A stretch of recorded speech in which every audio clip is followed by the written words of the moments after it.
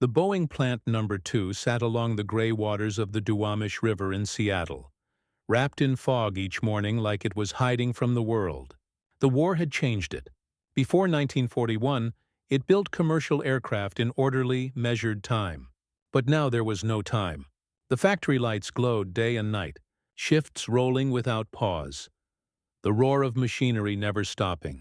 Not for holidays, not for exhaustion, not for grief. Tens of thousands of workers passed through its wide doors every week. Mechanics with oil-blackened hands, women in denim jumpsuits with hair wrapped in patterned scarves, young men unfit for military service, engineers stooped under stress, supervisors barking instructions over grinding metal. The air smelled of heated aluminum, engine oil, and the faint, sharp tang of welding sparks. Amid this thunder of production, Lillian Harper was almost invisible.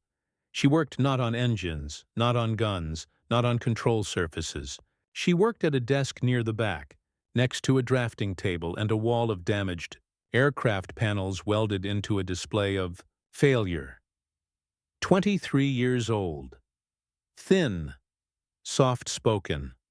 A slide rule and notebook always in hand. She hadn't come from wealth or pedigree. She was the daughter of a small-town librarian and a railroad mechanic.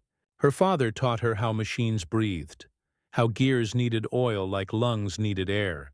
Her mother taught her how to see the world in patterns, the way stories formed echoes, how events repeated if you looked close enough. Lillian was neither soldier nor pilot, but she had something war often forgot to value. She paid attention. Every afternoon, the airfield sirens would sound as bombers returned from Europe. The ground crews would look up first, eyes squinting against the sun, waiting to count how many came home versus how many did not.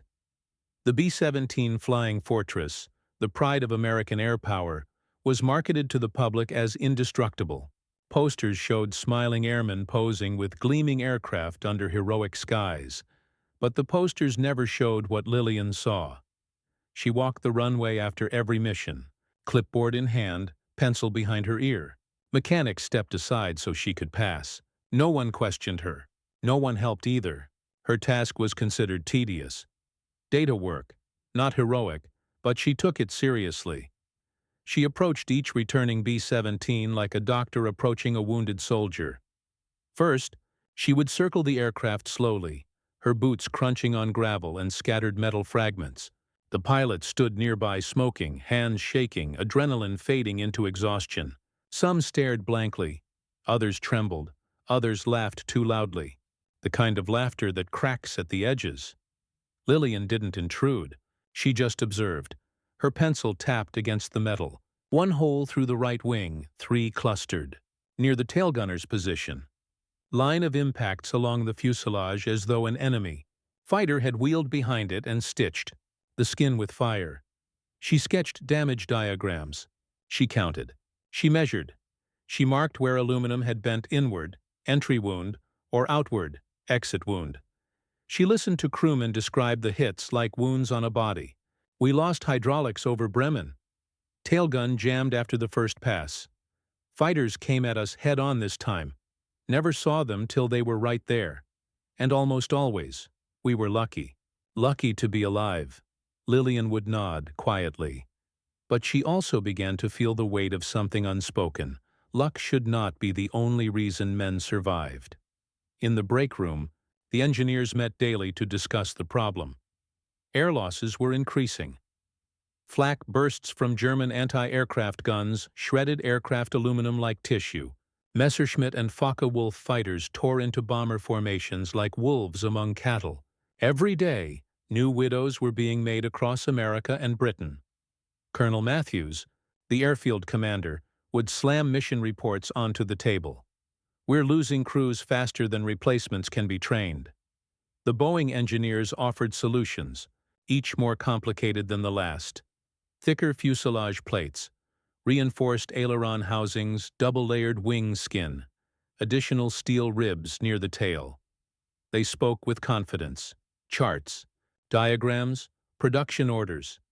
And each time these reinforcements were added, more bombers were destroyed. Not fewer. Something was fundamentally wrong, but no one could see it, because they were all looking in the same direction. One evening, Lillian sat alone under the dim yellow factory lights, long after her shift had ended. The building was quiet now. No engines, no shouting supervisors, no tools clattering on concrete. Just distant sirens from the docks and the slow drip of oil from a pipe overhead. Her clipboard lay open in front of her. On one page, a sketch of a bomber, covered in dots marking bullet holes. On the next, another bomber, same mission, same target, similar dots. Then a third. Then a 10th. Then a 50th. She pulled them all together and pinned them to the corkboard in front of her. The patterns were clear. Wings hit. Tail hit. Rear fuselage hit. Almost always. But the cockpit? Almost no holes. The engines? Rarely touched. It wasn't that German fighters weren't aiming for these areas. Of course they were. They always did. No. The reason there were no bullet holes there was because any bomber struck in those areas never returned home. She was not studying the planes that were shot. She was studying the planes that survived being shot, which meant all the damage she had been charting represented safe places to be hit. The place where bombers needed reinforcement were the places with no bullet holes. Her heart thudded in her chest. The factory was silent. The war felt very close. She whispered to herself, not excited, not triumphant, just stunned.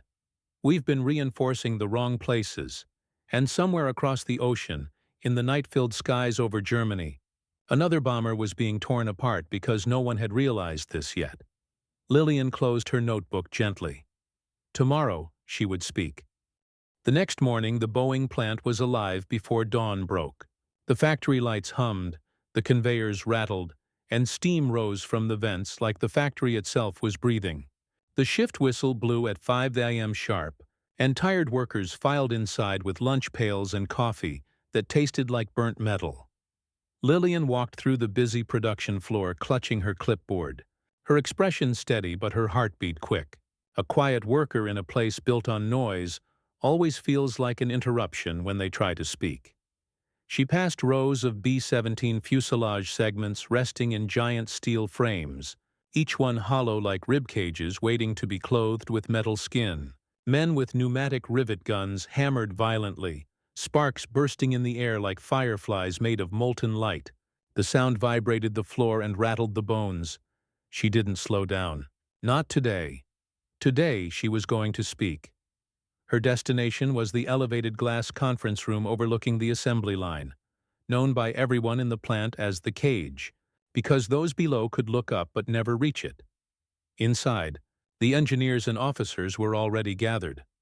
Colonel Matthews, tall, broad-shouldered, impossible to miss, nodded once as she entered, but didn't bother to hide his impatience. He didn't dislike her. He simply didn't see her. Next to him stood Chief Structural Engineer Walter Hughes, sleeves rolled neatly, slide rule dangling from his belt. Aeronautics Specialist Dr. Pritchard, known for speaking like every word was heavier than the last. Procurement Officer Grantson, who cared more about metal shipments than men's lives. These were men who made decisions, men who believed they already knew the world. Lillian took a seat at the end of the long table. She laid her folder down. Colonel Matthews began the meeting without acknowledging her. Gentlemen, B-17 losses continue to increase. The last strike on Bremen cost us 9 aircraft. That's 90 men. We need solutions. Hughes, ever confident, pushed forward a blueprint. Sir, I propose further reinforcement along the tail and wings.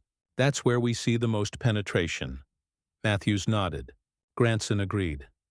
Dr. Pritchard stroked his chin like a philosopher contemplating art. No one asked for new perspectives. Why would they? They believed they understood the problem.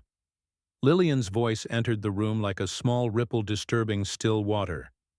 That will make it worse. The room fell silent. Hughes blinked. Slowly. He turned. Excuse me? Lillian swallowed once, but didn't lower her gaze. Reinforcing the areas where returning bombers are hit will increase their weight. That slows the aircraft, reduces altitude range, and makes them easier targets. The actual vulnerable areas are the ones with no damage recorded, Granson scoffed. The ones with no damage are clearly not being targeted. Lillian shook her head. She didn't speak louder. She spoke truer, sir. The only reason there are no bullet holes there is because any plane hit there never made it back for us to count. We're measuring survivors, not casualties. The room stayed frozen, like a needle had scratched across a record. Matthews leaned forward. Explain. Lillian opened her folder and removed her diagrams. Pages upon pages of aircraft silhouettes covered in small black dots, not randomly, patterned. She pinned them to the corkboard one by one. Methodical, precise. Dozens of B-17s, hundreds of bullet holes. Hughes spoke carefully now. You're telling us the absence of data is the most important data? Lillian nodded. Yes, sir. Pritchard was the first to understand. His eyes widened slowly. Good Lord, he stood, moving closer to the diagrams. These are survivability zones. The areas with holes are the areas that the B-17 can withstand damage and remain flightworthy. The untouched regions are catastrophic points. Lillian pointed to the cockpit area. If the cockpit gets hit, the pilot dies. The aircraft loses control. It doesn't return. She pointed to the engines. If an engine gets struck, it ignites. Fuel line rupture. Explosion. That aircraft never returns. Then the radio man's compartment, lined with fuel lines and ignition wiring. These areas must be reinforced. Not the wings, not the tail, not the fuselage skin. Silence. A silence filled with realization, with horror, with the weight of understanding that they had been reinforcing grief. Matthews exhaled, slow and heavy. How many planes? How many crews were lost because we reinforced the wrong places? Lillian's voice was steady but soft. I don't know, sir. But every day we continue makes the number bigger. No anger.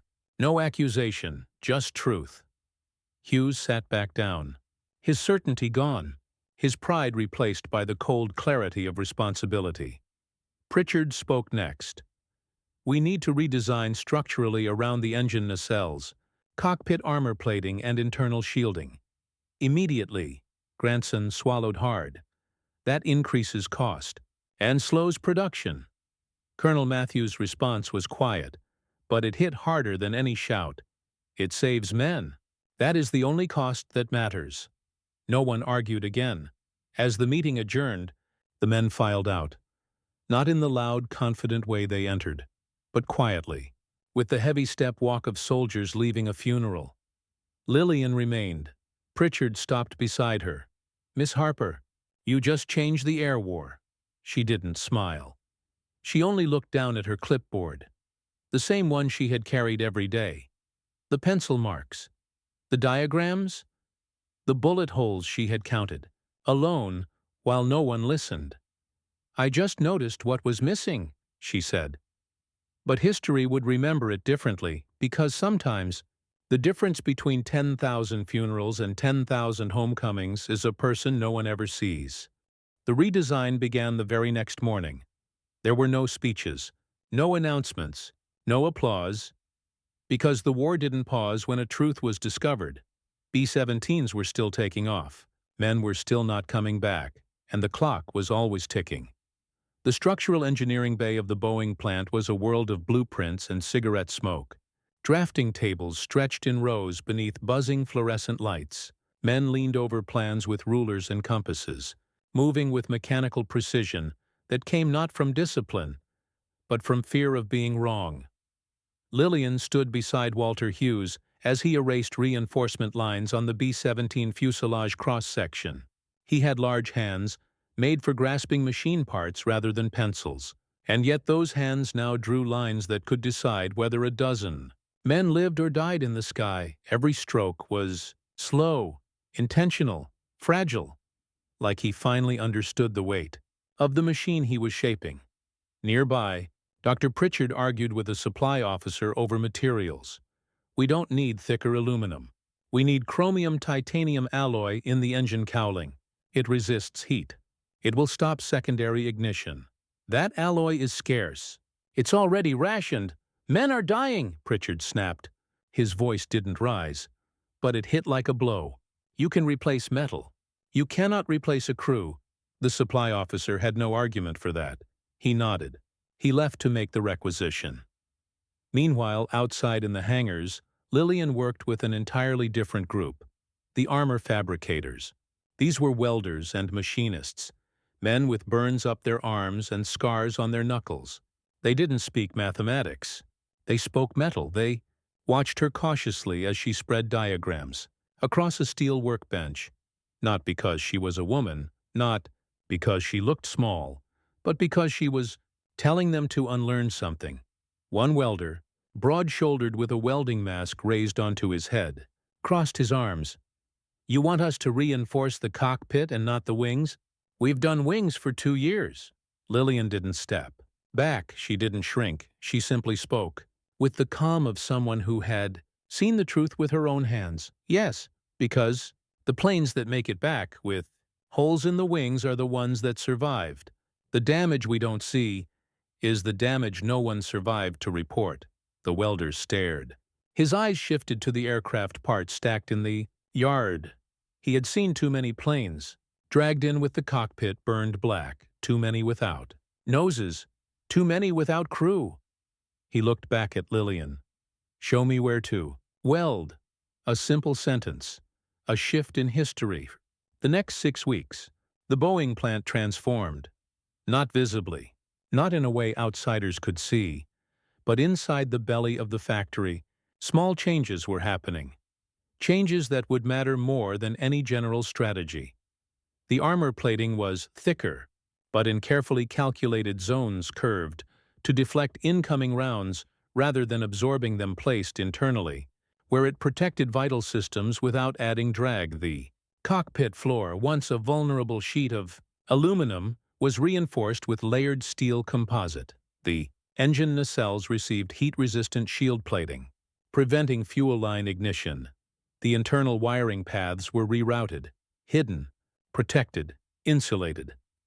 The radio man's compartment, the communication heart of the flying fortress, was given a cradle of protective framework. These changes did not make the aircraft invincible. Nothing in war is invincible, but they made the bomber forgiving. They changed the odds, and in war, the odds are everything. Still, there were problems. Introducing new materials slowed production. That meant fewer bombers rolling off assembly lines in the short term. The War Department grew impatient. A general flew in, personally to demand answers. He walked the factory floor with Colonel Matthews and Hughes, his polished boots sharply out of place beside workers in oil-stained coveralls. "We're already behind schedule. Germany is increasing fighter patrols. Every week we wait costs lives. Why delay output for theoretical improvements?" Matthews did not raise his voice. He simply called for a specific bomber to be brought out. One of the newer models, cut reinforced as Lillian had proposed. The general watched as the aircraft rolled forward. He saw nothing special. No thicker wings, no heavy tail, no external armor plates. It looked ordinary. Matthews gestured to Lillian. She stepped forward. She pressed her hand against the metal skin of the cockpit wall. "This is where the pilot sits. If a bullet enters here, the aircraft is lost." She tapped the reinforced section. Clang, a heavy, deep sound, different from the hollow ring of standard aluminum. The general's eyes sharpened. "Test it," Matthews said. A rifle was brought out. A controlled standard penetration test. The first shot struck the old-style fuselage. Sample. The bullet tore through like paper. The second shot struck the new plating. The bullet flattened. Against it, a tiny puff of dust. No penetration. No fire. No death. The general stared at the smoking metal. No one breathed. Then, slowly, he nodded. "Continue production under this design. That was the closest war comes to a blessing. But numbers are not changed in a factory. numbers, are changed in the sky. The true test was waiting. Over Europe, where tracer rounds burned the air, where bombers flew in tight formations like flocks of iron birds, where the sky was as much a battlefield as the ground.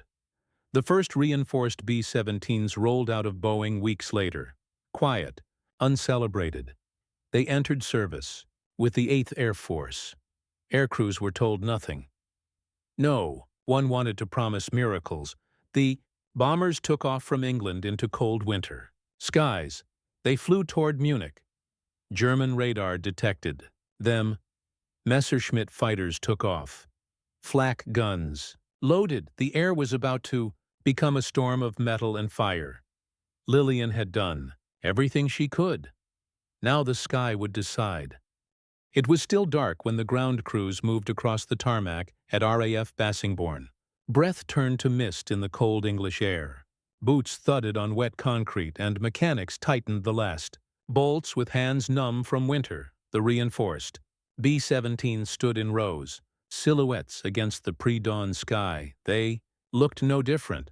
They were not meant to. War had taught everyone that anything obviously armored was something the enemy would simply learn how to destroy more efficiently. The strength of this new design was quiet strength. Strength in the right places. Strength built by eyes that saw what others ignored. In the briefing hall, the crew of the 324th Bomb Squadron gathered around a map pinned to the wall. The overhead lights buzzed with a tired flicker. Cigarette smoke thickened the air. Captain James Overton, bomber commander, traced a gloved finger along the route. We cross the Dutch coast at 11:40. Flak will be heavy around Oldenburg. Target is the rail junction at Munich. High-altitude run. No fighter escort past the Rhine. We're on our own after that, someone muttered. We're always on our own. No one laughed. Overton looked up. His jaw was tight. He had flown 12 missions. He had lost 4 crews he knew by name. He knew what the sky demanded. Check your positions. Stay tight in formation. Come home. Not win. Not destroy the enemy. Just come home. At 10:05, the engines roared to life. 4 Wright R-1820. Cyclone radial engines per plane. 16 pistons hammering in each. 72 cylinders in violent synchronized combustion. The ground shook. The air vibrated. The sky smelled of fuel. The B-17s taxied into position. One by one, they lifted into the air. Wheels folded. Bomb bay doors locked. Formation tightened. 27 flying fortresses pushed eastward into a cold sun. The first enemy encounter came at 11:42 a.m., just past the Dutch coast, exactly where Overton predicted. Black puffs of flak blossomed in the air, not slow, not spaced, dense. The sky shook with concussions. Metal fragments scythed through the formation. A bomber to Overton's left took a hit in the wing. A sheet of flame rolled off the engine nacelle. The crew held formation anyway. That was the rule. No matter what happens, you stay. You do not leave your brothers. The pilot fought the controls. The fire blinked. And then, to Overton's disbelief, it died out. The new internal fire shielding had worked. For the first time in his entire career, he saw a burning B-17 not fall. He didn't have time to feel relief. 5 minutes later, the fighters arrived. Messerschmitt, Bf-109s, and FW-190s, slicing down from the sun like daggers. They dove through the formation, guns spitting white-hot tracer fire. The air became a cage of steel. Overton called out over radio, "Tighten! Tighten! Keep your spacing!" The tail gunner shouted, "6 o'clock low! 2 fighters climbing!" The radio man yelled, "We've lost elevator trim! Working back up!" The co-pilot gritted his teeth. "Hold her steady. She'll keep flying. Just hold her steady." The aircraft shuddered. Rounds slammed into the fuselage. Windows shattered. Metal screamed. But this time, no engine caught fire. No cockpit glass exploded inward. No hydraulic line ruptured into flame. Overton didn't understand why. He didn't need to. All he needed to do was keep flying. By 12:17 p.m., the squadron reached Munich. The city below was a sprawl of factory roofs, rail lines, smokestacks, and warehouses. Anti-aircraft guns ringed the outskirts like metal thorns. The bombardier, Sergeant Calloway, lay down in the nose, eye pressed to the Norden bomb site. He adjusted altitude, wind drift, airspeed, angle. The bombardier's voice was calm, too calm. The calm of men who have seen death enough times to stop fearing it. Steady, steady, bombs away. The bomber lurched as thousands of pounds of steel casing dropped from its belly. Bomb bay doors snapped closed. Overton shouted, "Turn us home!" But turning home didn't mean safety. It meant the worst part. German fighters waited for bombers after they dropped payloads, when they were lighter, faster, more desperate. And they came. A wave of FW-190s, sweeping in from cloud cover. Tracers lit the air like burning threads. The ball turret gunner screamed coordinates, his voice raw. One coming head-on. "Nose guns! Nose guns!" The forward gunners fired. The world was noise, heat, smoke, shaking metal, breathless panic. Then, a round struck the cockpit armor plate. Sharp metallic thunk, a sound that would have once meant death. Overton turned his head and saw the bullet flattened harmlessly against the reinforced panel. He went. Still, time paused. The machine, the men, lived. Because of that one plate, the co-pilot let out a laugh, strangled. "Unbelieving. We're still here." The intercom crackled with voices from other aircraft. "Engine hit but holding. Fuel line intact. We're taking damage, but we're not losing the plane." Not one bomber went down in the defense run. Not one. The formation held together, limping, bleeding, smoking, but alive. When they crossed back over the English Channel at sunset, the airfield crews looked up and saw all 27 B-17s returning. No one spoke, mechanics stared, commanders froze, and the crews, exhausted beyond speech, climbed out of their aircraft and simply leaned against the metal, touching it like touching a body that had just survived surgery. Overton removed his oxygen mask. He said only one thing: "Find whoever changed this plane, and thank them." Nobody knew who it was. Not yet. But word would travel, across squadrons, across bases, across oceans, that someone, somewhere, had quietly given them a chance to live. 3 weeks passed before the news returned to Seattle. Winter rain drummed against the Boeing factory windows, turning the tarmac outside into a mirror of gray sky and engine smoke. Work went on as it always had. Riveters hammering, cranes lifting fuselage sections, welders sparking blue light against steel ribs. But something in the air had changed. Word traveled quietly at first, whispered between mechanics on smoke breaks, passed through the machine shops, shared in the cafeteria line. They came back. Pilots from the 8th Air Force had returned from Munich. They had returned. Together.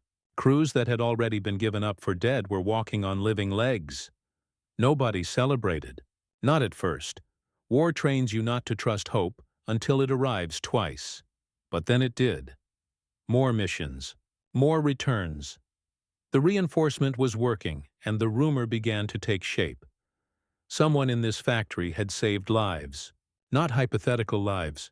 Not future projections. Real men. Real faces. Real voices. Men who would write letters to their families tonight because someone in Seattle changed the metal under their hands. Men who might live long enough to go home, to hold children not yet born, to age. And slowly, quietly, workers began to look at one another differently. Someone among them had done something that mattered. Not for praise, not for medals, but because it was right. No one knew who yet, but they would. Soon. Lillian was still at her desk, pencil tapping, studying new damage reports. She didn't smile. She didn't celebrate. Not because she didn't care, but because she understood something deeper. This wasn't the end. This was the beginning of saving lives. Every new mission meant new patterns, new threats, new weaknesses to find. War was always learning, so she had to learn faster. She worked late again that night, long after the shifts ended. The factory floor fell quiet. The air smelled of metal and oil, and the faint sweetness of rain drifting in from the open hangar. Doors. She didn't hear footsteps behind her. She only noticed when a shadow crossed her charts. She looked up. It was Colonel Matthews. No officers around him now. No engineers. Just a tired man wearing a uniform that carried too many names of the dead. He held a folded paper in his hand. He didn't speak at first. He simply set the paper down in front of her. It was a letter. Not typed. Not neat, written in hurried, blocky script. Sent from England. Dated 5 days earlier. Lillian unfolded it with careful fingers.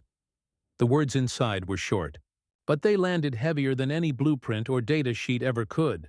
To whoever redesigned the cockpit armor and engine shielding, I owe my life to you. We took fire. A direct hit to the cockpit. I should be dead. My crew should be gone. But the round flattened. We came home. I don't know your name, but I want you to know mine. My name is Staff Sergeant William Ross. I have a wife in Cincinnati. Her name is Anna. She's expecting our first child in March. Because of you, I will see my child. You didn't save just me. You saved a family. Thank you. Sergeant William Ross, Tail Gunner, 324th Bomb Squadron. Lillian read it twice. Then a third time. Her eyes didn't fill with tears, but something in her chest loosened, something heavy, that she had carried for months, unspoken. Matthews sat down across from her. He didn't ask her to speak. He didn't congratulate her. He just sat with her. Quiet, respectful. Two people who understood the cost of war. After a long silence, Matthews said softly, I thought you should know what your work did. Lillian stared down at the letter, fingers lightly tracing the creases. She imagined a young man stepping off a plane, exhausted but alive. A woman back home opening her door to him, shocked he was real. A child, someday, sitting on his knee, lives continued. Because a pencil touched paper in a quiet corner of a factory. Thank you. Sir, she whispered. No, Matthews said. His voice was steady, quiet, firm. You did this. You saw what no one else saw. He didn't salute her. She didn't expect him to. Heroes in war are rarely saluted. They just keep working. But the war didn't end with one letter. Not even with 1,000. The bombers continued to fly. More missions, more danger, more loss, and then, one morning, Colonel Matthews returned again. This time he didn't knock. This time he didn't look calm. He set another letter on her desk. Lillian felt her stomach tighten before she even touched it. The envelope was torn, water damaged, stained. The handwriting was familiar. She unfolded the paper. Her breath caught. The letter was from the same man, the tail gunner, William Ross. But this one was unfinished. The ink trailed off halfway through a sentence, and beneath the letter was a short telegram. Cold. Official. Final. Aircraft lost returning from mission. No survivors recovered. Lillian sat perfectly still. The room did not move. The air did not move. Only her heartbeat moved, slow, heavy, real. Colonel Matthews spoke quietly. Even the best plane cannot stop war. She nodded. Once, because she already knew. She had never believed she could save everyone. She only ever wanted to save someone, and she had. Child was born in Cincinnati that spring. A child who would grow up without a father, but because of her would grow up with the knowledge that he was wanted, that his father didn't vanish alone into the sky. He came home once. He came home because someone nobody noticed listened to the silence, where the bullet holes were not. War does not give happy endings, but it sometimes gives meaning, and meaning is the closest thing to peace the living ever receive. The war ended not with triumph, but with exhaustion. When the surrender was announced, the Boeing plant did not erupt into cheers. There were no fireworks, no parades inside those steel walls. The workers simply stopped, for the first time in 4 years, and listened to the silence. A silence they had forgotten existed. The factory that once pulsed like a living heart now sounded hollow, like a vast shell that remembered what it had held. Rivet guns were set down. Welding masks were lifted. Men and women almost didn't know what to do with their hands.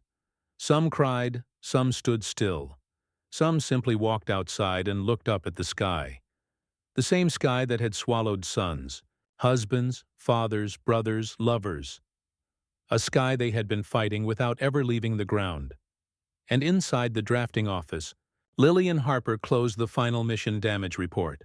She didn't smile. She didn't sigh. She simply let her pencil rest, because the war was over. But the lives it shaped were not.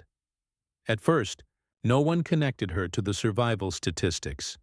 Reports were filed through officers, through committees, through departments that absorbed credit like sand absorbs rain. Her name was not stamped onto blueprints. It wasn't spoken at command briefings. She had never been photographed beside a bomber wing or asked to stand in a newspaper article with a caption like, "Woman helps save airmen." War did not look for heroes in quiet places, but soldiers did. Slowly, letters began to appear. Not from officers, not from generals, not from factory leadership, from families. Mothers who wrote in careful cursive saying, "My boy flew 20 missions. He's home now. I don't know what you did, but thank you." Wives who wrote trembling lines. "He told me the cockpit armor stopped around. Without it, he would have died. You saved the father of my children." And sometimes, the most difficult letters of all, "He didn't come home, but he came home once. I am grateful for that." There is no glory in those letters, only truth, and truth is heavier than metals. The recognition came not from the government, not from the military, and not from industry. It came from the men who survived the skies. In 1947, at a veterans' reunion held in a converted hangar in Kansas, a group of former bomber crews gathered to honor those who never returned.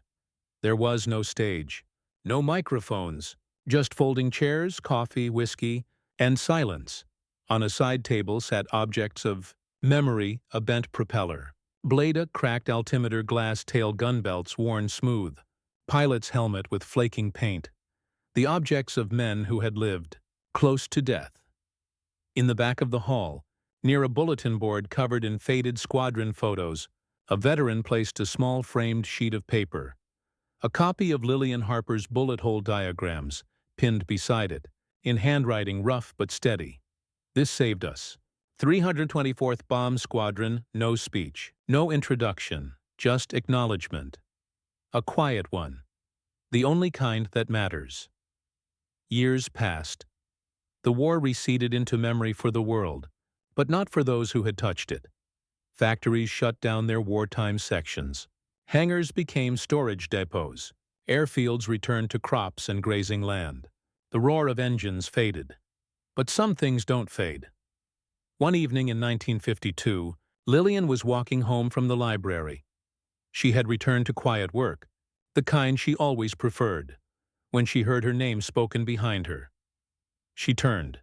A man in his 30s stood there, suit worn, hands calloused in a way no office could produce. He held a folded photograph in his hand. He spoke slowly, like the words mattered too much to rush. "Excuse me, are you Lillian Harper?" She nodded, unsure. The man swallowed, his voice tightening. "My father flew in the 324th.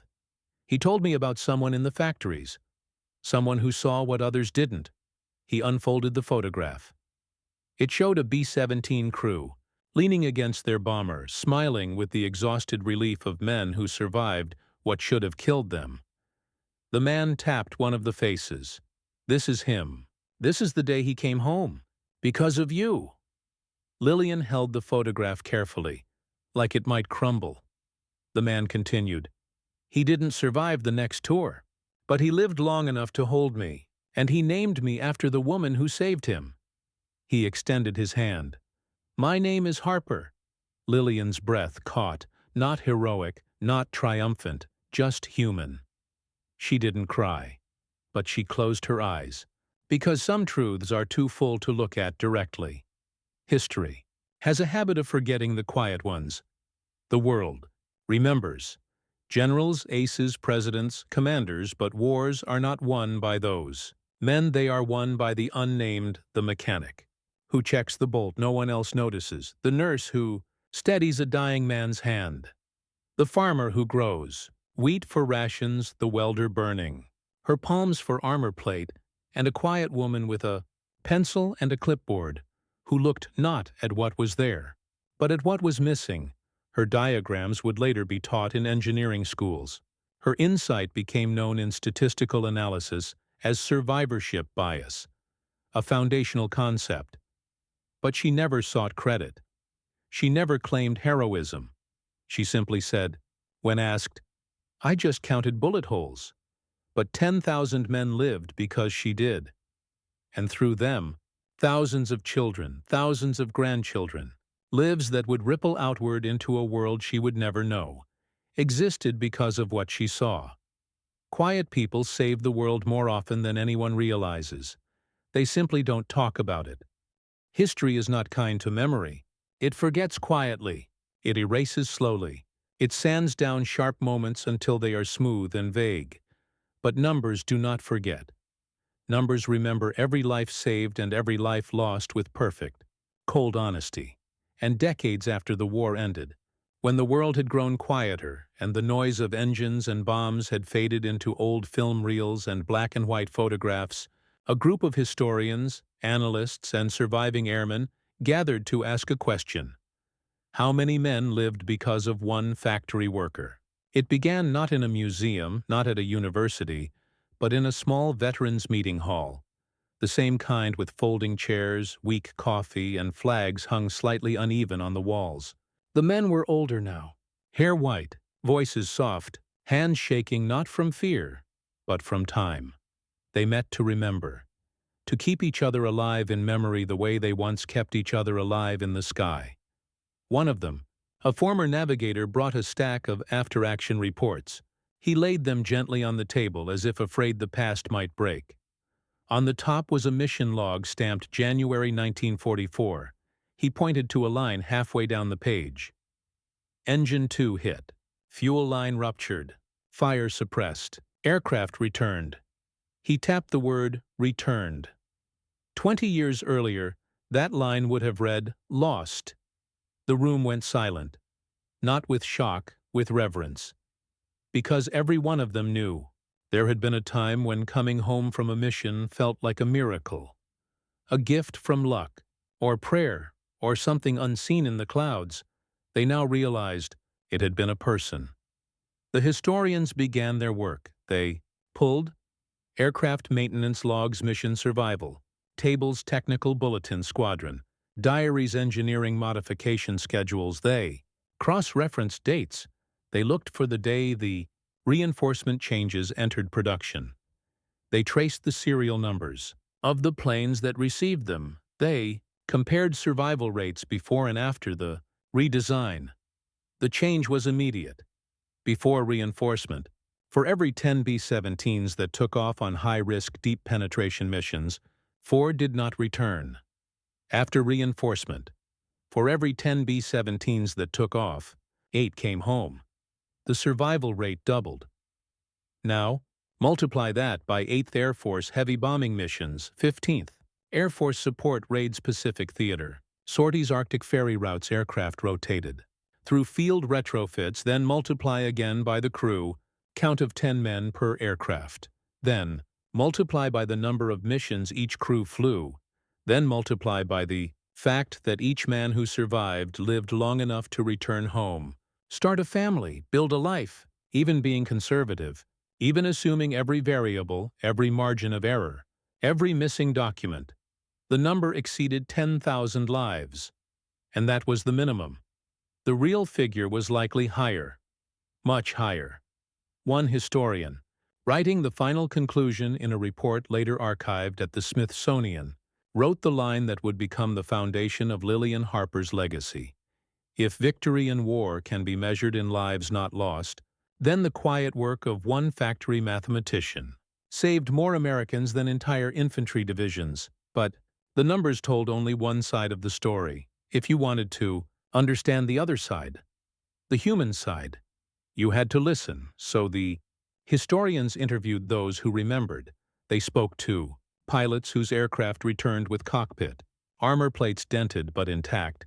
They spoke to radio operators who survived cabin ruptures that would have once ripped planes in half. They spoke to tail gunners who saw tracer rounds spark harmlessly off reinforced nacelles instead of igniting fuel tanks, and the men told the same story again and again. We took a hit that should have killed us. I remember hearing the sound, not a crack, but a thud, like the bullet hit something solid. We didn't know why we survived, only that we did. One pilot, old now, voice shaking not from fear but age, said, "We used to call her the ghost who held us up, because no one knew her name. But we all knew someone was keeping us alive." The veterans in the room nodded. Not one argued, because they all remembered that sound. The sound of death, failing. A bullet flattening against steel instead of finding flesh. The sound of a future being returned. But there was another mystery to uncover. How did Lillian see what trained engineers missed? How did someone with no formal authority, no military rank, no power, solve what experts had failed to solve? The historians turned to her notebooks, archived in a university box collection, stored for years without anyone realizing what they held. Page after page of aircraft silhouettes, thousands of bullet holes marked. And then, gaps, blank spaces where damage should have been.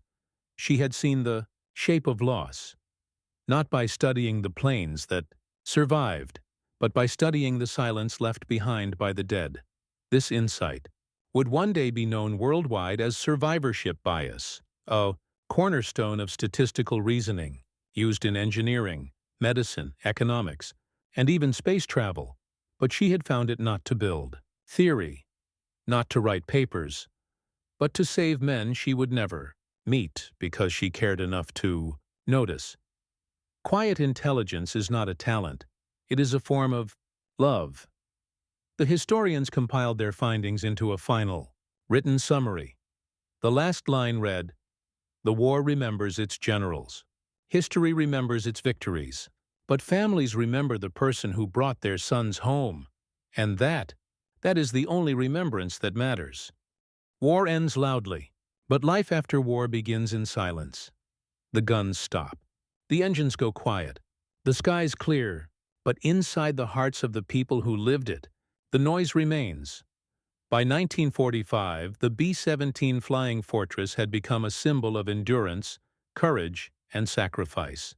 Tens of thousands of crewmen came home, stepping off trains into the arms of parents, wives, children who had grown older in their absence. Many only lived to see that moment because of a change made in a factory far from the battlefield. But the woman responsible, Lillian Harper, did not stand on a parade stage. She did not receive medals. She did not appear in newsreels. She simply returned to her small apartment, folded her work coat, and went back to quiet life. No cheering crowds, no speeches, just the soft clicking of a clock on her wall. The war that had consumed the world was over. Now the world needed to learn how to breathe again. Years passed. Factories that had once produced wings and fuselages switched to kitchen appliances and farm equipment. The newspaper headlines shifted from "frontline advances" to "housing prices rise." People were ready to forget the war, to bury it beneath routine and comfort. But the men who flew the B-17s did not forget. One of them, Captain Thomas Avery, struggled for years to talk about the mission that changed his life. The mission where his aircraft took a cannon round directly into the side of Engine 3. The explosion should have torn the engine free, should have ripped the entire wing root apart, should have sent the plane cartwheeling into the cold North Sea. But it didn't. The reinforcement held. His crew lived. He lived. For a long time, he didn't understand why. Only later, reading an article in a veterans magazine, did he see her name for the first time. Research notes by Lillian Harper. Damage pattern analysis. He sat in silence. A tear formed. Not from pain, but from recognition. There are people who fight wars with weapons, and there are people who fight wars with their minds, and both are equally soldiers. Meanwhile, Lillian worked in a public library. She shelved books, helped children find reading lists, sat behind a wooden desk where sunlight filtered through tall windows, dust floating in warm yellow light. No one there knew who she was. No one knew that every time a family welcomed home a son, a husband, a brother, she had been part of that story. She never told them. Not because she was hiding, but because she didn't need credit. Her purpose had been accomplished. Lives had been saved. What more was there to want? One winter morning, 30 years later, an envelope arrived at the library addressed to her. The handwriting was shaky. Inside was a simple letter. I flew in a B-17 that returned because of the armor you helped design. I have 2 sons. One of them is getting married this summer. I just wanted you to know. They are here because of you. Thank you. It was signed. Captain Thomas Avery, United States Army Air Forces. Retterby. Lillian sat very still for a long time. The library was quiet around her. Books waiting to be filed. Conversations murmuring softly in the distance. Her eyes brimmed, not with pride, but with relief, because she had never known the exact number, never known the faces, never known the lives that had unfolded because she saw what others missed. But now she knew at least one, and one is enough to give meaning to all the rest. Not every hero fires a gun. Not every hero stands in a spotlight. Some are invisible, working behind blueprints, chalkboards, and quiet notebooks. History often celebrates the ones who lead. But sometimes the world is saved by the ones who listen, observe, think, and care enough to speak when their voice is small. Lillian Harper would never call herself a hero. Yet, somewhere, across a quiet suburban street, children once played in a yard while their father sat on the porch, watching them with a peace he was never supposed to live long enough to feel, and the sound of their laughter was the echo of her work. If you stand in certain aviation museums today, you may see a B-17 suspended from the ceiling, shining under bright lights, polished, still, frozen in time. Tourists walk beneath it, marveling at the size, the engineering, the guns, the legend of the flying fortress. What they do not see, unless they know where to look, are the plates inside the cockpit and engine, cowling, reinforced, unremarkable, ordinary, just metal, but metal placed exactly where it mattered. One museum guide, when telling the story to visitors, always ends with the same line. Heroes aren't remembered for how loud they are. They're remembered for how many people still breathe because they lived. And somewhere, beyond the photographs and displays, beyond the written records and historical analysis, beyond the memory of those who survived, a quiet woman is still sitting at her desk, pencil in hand, studying bullet holes on a sheet of paper, saving lives. One mark at a time.